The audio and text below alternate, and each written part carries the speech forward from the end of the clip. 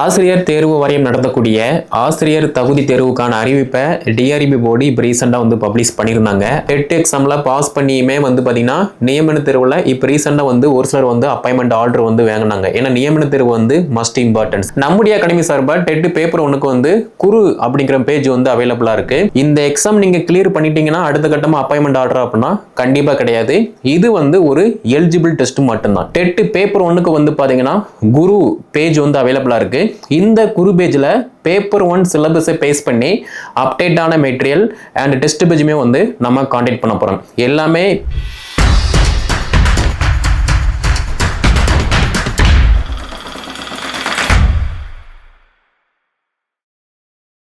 ஆசிரியர் தேர்வு வாரியம் நடத்தக்கூடிய ஆசிரியர் தகுதி தேர்வுக்கான அறிவிப்பை டிஆர்பி போர்டு இப்போ ரீசெண்டாக வந்து பப்ளிஷ் பண்ணியிருந்தாங்க.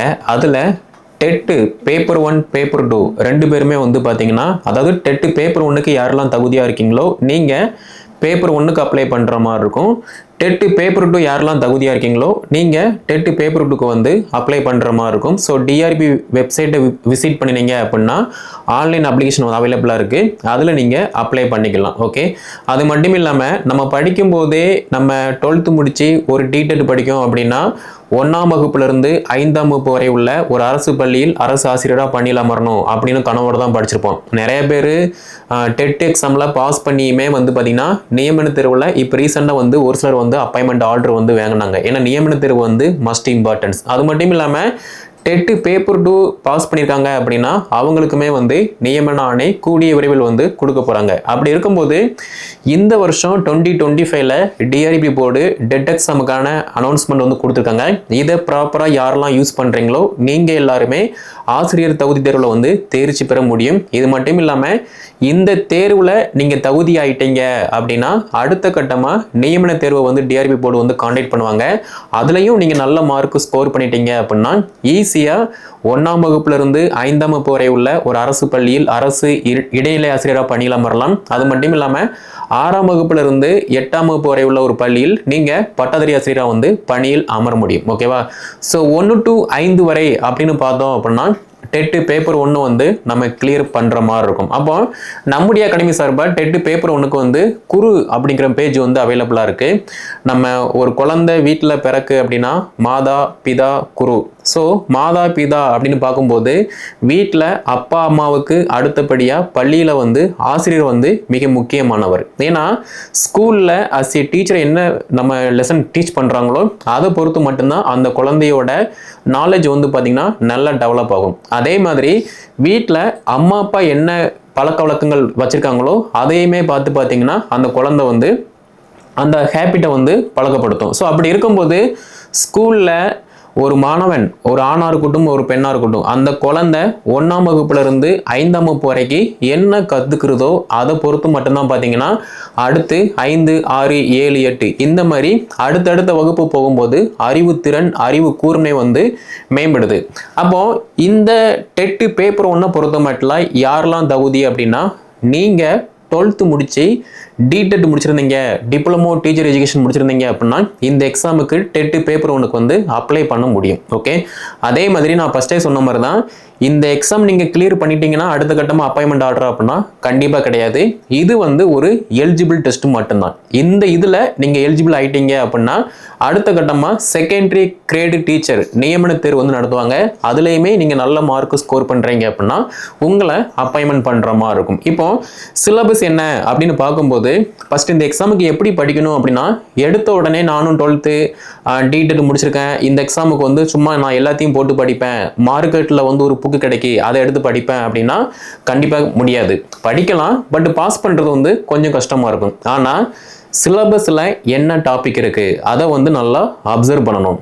ரெண்டாவது ப்ரீவியஸ் இயர் கொஸ்டின், முந்தைய வருட வினாத்தாளில் வந்து எப்படிலாம் கொஸ்டின் கேட்டிருக்காங்க அப்படிங்கிற மாதிரி இந்த ரெண்டையுமே நல்லா பார்க்கும் அப்படின்னா ஈஸியாக மார்க் ஸ்கோர் பண்ணுற மாதிரி இருக்கும். ஓகேவா? So syllabus and previous year question ரெண்டுமே வந்து பார்த்தீங்கன்னா டிஆர்பி வெப்சைட்டில் அவைலபிளாக இருக்குது. அப்படி இல்லைனா கூட நம்முடைய அகாடமி சார்பாக டெலிகிராம் குரூப்பில் வந்து நம்ம போஸ்ட் பண்ணியிருக்கோம், அதை நீங்கள் கிளிக் பண்ணி பார்த்துக்கலாம். அடுத்து 3வது பார்த்தீங்க அப்படின்னா சிலபஸ் வந்து மஸ்ட் இம்பார்ட்டன்ஸ். ஏன்னா சிலபஸை தாண்டி நம்ம ஒருபோதும் படிக்க வேண்டாம். சிலபஸில் என்ன கண்டென்ட் இருக்கோ அதை நம்ம நல்லா மைனூட்டாக வந்து படிக்கிற மாதிரி இருக்கும். அப்படி பார்க்கும்போது சிலபஸில் கிட்டத்தட்ட 150 வினாக்கள் 150 மதிப்பெண்கள் வந்து நமக்கு நல்லா ஸ்கோர் ஆகுற மாதிரி இருக்கு. அதில் எல்லாமே வந்து பார்த்தீங்கன்னா OMR சீட்டில் தான் நம்ம வந்து டெஸ்ட் ப்ராக்டிஸ் பண்ண போகிறோம். அப்போ சிலபஸில் என்ன இருக்குது அப்படின்னு பார்க்கும்போது குழந்தை மேம்பாடும் கற்பித்தல் முறைகளும். இப்போ ஒரு 1ஆம் கிளாஸ்ல இருந்து 5ஆம் கிளாஸ் வரைக்கும் நம்ம டீச்சரை போக போறோம் அப்படின்னா இது நார்மலாக வந்து 6ஆம் வகுப்புக்கு மேலே வந்து பார்த்தீங்கன்னா கிடையாது. 1 to 5th அப்படின்னு பார்க்கும்போது பார்த்தீங்கன்னா அந்த குழந்தைய ஹேண்டில் பண்ணுறது வந்து ஒரு டீச்சருக்கு வந்து ரொம்ப ஒரு கிரிட்டிக்கலான ஒரு சுச்சுவேஷன். அப்படி இருக்கும்போது பெரும்பாலான அரசு ஸ்கூலாக இருக்கட்டும் தனியார் ஸ்கூலாக இருக்கட்டும் எல்லாத்துலேயுமே பார்த்தீங்கன்னா பெண்களை வந்து போட்டிருப்பாங்க. ஏன்னா பெண்கள் வந்து அந்த குழந்தைங்களை நல்லா பார்த்துக்கிற பக்குவத்தன்மை உண்டு. ஆண்களை பொறுத்த மட்டும் பார்த்தீங்கன்னா அந்த 1ஆம் கிளாஸ்ல இருந்து 6ஆம் கிளாஸ் வரைக்குமே வந்து ஏன்னா குழந்தைங்க ரொம்ப சேட்டை பண்ணும், திடீர்னு கோவப்பட்டுருவாங்க எக்ஸெட்ரா. ஸோ அதனாலேயே பார்த்தீங்கன்னா பெண்களை வந்து அப்பாயின்மெண்ட் பண்ணுவாங்க. ஸோ குழந்தை மேம்பாடும் கற்பித்தல் முறைகள் இதுல இருந்து கிட்டத்தட்ட 30 மதிப்பெண்கள் இருக்கு. ஸோ இதை நம்ம நல்லா பார்க்குற மாதிரி இருக்கும். ரெண்டாவது லாங்குவேஜ், தமிழ் அண்ட் இங்கிலீஷ் இந்த ரெண்டையுமே சேர்த்து பார்த்தீங்கன்னா அதாவது தமிழ்ல இருந்து 30 இங்கிலீஷ்ல இருந்து 30 டோட்டலாக 60 மார்க்கு 60 வினாக்கள் இருக்கு. அடுத்து பார்த்தோம் அப்படின்னா மேக்ஸ், ஒரு பேசிக்கான மேக்ஸ் வந்து அவைலபிளாக இருக்கும். இதையுமே நம்ம அப்ரோச் பண்ணுற மாதிரி இருக்கும். அடுத்து பார்த்தோம் அப்படின்னா சுற்றுச்சூழல் கல்வி. இப்போ நார்மலாக வந்து 6ஆம் கிளாஸ்க்கு மேலே தான் பார்த்தீங்க அப்படின்னா நமக்கு ஒரு Tamil English maths science social science இந்த மாதிரி இருக்கும். ஆனால் 1 to 5 வரைக்குமே வந்து பார்த்தீங்கன்னா அந்த குழந்தைக்கு எப்படி ஈஸியாக நம்ம வந்து டீச் பண்ண முடியும் அப்படிங்கக்கூடிய மெத்தடில் வந்து பார்த்தீங்கன்னா தமிழ்னா என்ன, இங்கிலீஷ்னா என்ன, ஒரு சின்ன சின்ன வார்த்தைகள், ஒரு வார்த்தையை வந்து நம்ம எப்படி எழுதணும், எப்படி படிக்கணும் அப்படிங்கிற மாதிரி ஃபண்டமெண்டல்ஸ் வந்து பார்த்தீங்கன்னா நம்ம டீச் பண்ணுற மாதிரி இருக்கும். அப்போ ஒரு குழந்தைக்கு கிட்ட நம்ம எப்படி டீச் பண்ணணும், ஒரு குழந்தை சேட்டை பண்ணுது அப்படின்னா அந்த குழந்தைய நம்ம எப்படி ஹேண்டில் பண்ணணும், அந்த குழந்தைய எப்படி நம்ம டீச் பண்ணுறத கவனிக்க வைக்கணும் அப்படிங்கிற மாதிரி படிக்கக்கூடியது பார்த்தீங்க அப்படின்னா சைக்காலஜி. ஸோ இதுல இருந்து 30 மார்க்குகள் கவர் ஆகுது. இதையுமே வந்து நம்ம நல்லா படிக்கணும். அடுத்து நார்மலா தமிழ்னா என்ன, இங்கிலீஷ்னா என்ன, மேக்ஸ்னா என்ன, அது மட்டும் இல்லாமல் சுற்றுச்சூழல் கல்வி. ஏன்னா ஒரு குழந்தைகிட்ட நம்ம வீட்டில் வந்து இப்படி தான் இருக்கணும், சுத்தம் சோறு போடும் அப்படிங்கிற மாதிரி சொன்னோம் அப்படின்னா அந்த குழந்தை அம்மா கிட்டேயோ அப்பா கிட்டேயோ வந்து பார்த்தீங்கன்னா இதெல்லாம் பண்ணக்கூடாது, எங்கள் கிளாஸில் வந்து எங்கள் மிஸ் சொன்னாங்க அப்படிங்கிற மாதிரி வந்து பார்த்தீங்கன்னா பேரண்ட்ஸுக்கு குழந்தைங்க வந்து டீச் பண்ணும். ஸோ அதனால தான் பார்த்தீங்க அப்படின்னா குரு வந்து முக்கியமானவரை வந்து கருதப்படுறாரு. அப்படி இருக்கும்போது சின்ன வயசுலேயே நம்ம குழந்தைங்க கிட்ட நம்ம வீட்டையும் சுத்தமாக வச்சுக்கிறணும், வீட்டை சுற்றி உள்ள சுற்றுச்சூழல் இதையுமே வந்து சுத்தமாக வச்சுக்கிறணும் அப்படின்னு நம்ம சொல்லும்போது அந்த குழந்தை அதை அப்படியே கேட்ச் பண்ணி பார்த்தீங்கன்னா அடுத்தடுத்த வகுப்பில் வளர வளர பார்த்தீங்கன்னா எல்லாத்தையுமே வந்து பாதுகாக்கக்கூடிய ஒரு குழந்தையா இருக்கும். ஸோ அதனால டெட் பேப்பர் 1க்கு வந்து பார்த்தீங்கன்னா குரு பேஜ் வந்து அவைலபிளாக இருக்கு. இந்த குரு பேஜில் பேப்பர் 1 சிலபஸை பேஸ் பண்ணி அப்டேட்டான மெட்டீரியல் அண்ட் டெஸ்ட் பேஜுமே வந்து நம்ம கான்டாக்ட் பண்ண போகிறோம். எல்லாமே சிலபஸ் கரண்ட் சிலபஸ் என்னவோ டிஆர்பி வெப்சைட்டில் என்ன சிலபஸ் இருக்கோ அதை பேஸ் பண்ணி அவைலபிளாக இருக்கும். அது மட்டும் இல்லாமல் ப்ரீவியஸ் இயர் கொஸ்டினில் எப்படிலாம் கொஸ்டின் கேட்டிருக்காங்க அதுக்கு தகுந்த மாதிரி காலத்திற்கு ஏற்ப கொஸ்டின் பேட்டர்ன் வந்து பார்த்தீங்கன்னா நம்ம செட் பண்ணுவோம். டெஸ்ட் பேஜுமே அவைலபிளாக இருக்குது அண்ட் மெட்டீரியல் ப்ளஸ் டெஸ்ட் பேஜுமே வந்து அவைலபிளாக இருக்குது. ஓகேவா? ஸோ டெட்டு பேப்பர் 1க்கு யாரெல்லாம் அட்டெம்ப்ட் கொடுத்தாங்களோ அவங்களுக்கு இந்த வீடியோ வந்து ஷேர் பண்ணுங்கள்.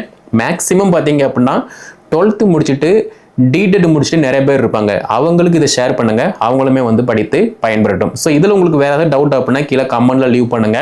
ஸோ மேலும் தகவல் பெற சப்ஸ்கிரைப் பண்ணுங்க. அடுத்த வீடியோ தொகுப்புல டெட் பேப்பர் 2க்கு நம்ம எப்படி படிக்கணும் அப்படிங்கிற மாதிரி டீட்டெயிலாக பார்க்கலாம்.